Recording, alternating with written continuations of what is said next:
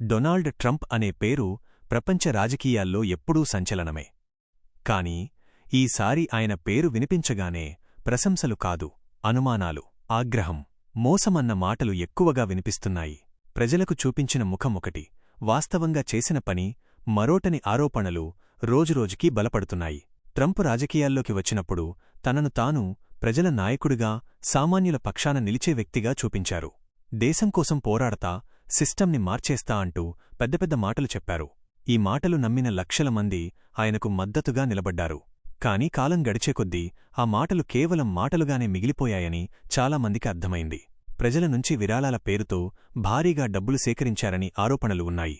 ఈ డబ్బులు ప్రజల ప్రయోజనాల కోసం, రాజకీయ పోరాటాల కోసం వినియోగిస్తామని చెప్పి వాస్తవానికి వాటిని వ్యక్తిగత అవసరాలకు మళ్లించారనే విమర్శలు వినిపిస్తున్నాయి.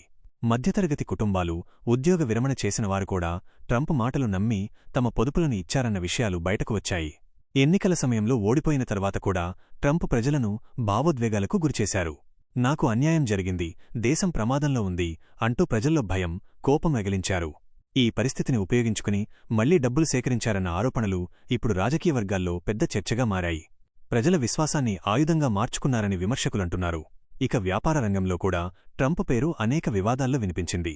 విద్య పేరుతో ప్రారంభించిన పథకాలు ఆశించిన ఫలితాలు ఇవ్వలేదని, ప్రజలను తప్పుదోవ పట్టించారన్న ఆరోపణలతో కోర్టుల వరకు వెళ్లిన ఘటనలు ఉన్నాయి.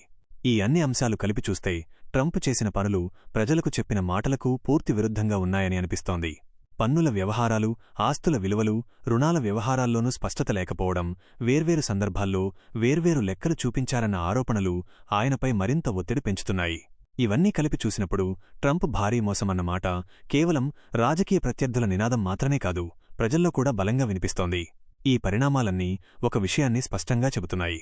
నాయకుడు చెప్పే మాటల కంటే అతడు చేసే పనులే ముఖ్యమని. ప్రజల విశ్వాసాన్ని ఒకసారి కోల్పోతే ఎంత పెద్ద నాయకుడైనా ప్రశ్నల నుంచి తప్పించుకోలేడని ట్రంప్ ఉదాహరణగా మారుతున్నాడు. ఇప్పుడు ప్రపంచం మొత్తం ఒకటే ప్రశ్న వేస్తోంది: ఇది నిజంగా మోసమా, లేక రాజకీయ ఆటలో భాగమా? ఏది నిజమో రాబోయే రోజుల్లో తేలనుంది. కాని ఒక విషయం మాత్రం ఖాయం, ట్రంప్ చుట్టూ ఏర్పడిన ఈ వివాదం ఆయన రాజకీయ భవిష్యత్తుపై భారీ ప్రభావం చూపే అవకాశముంది.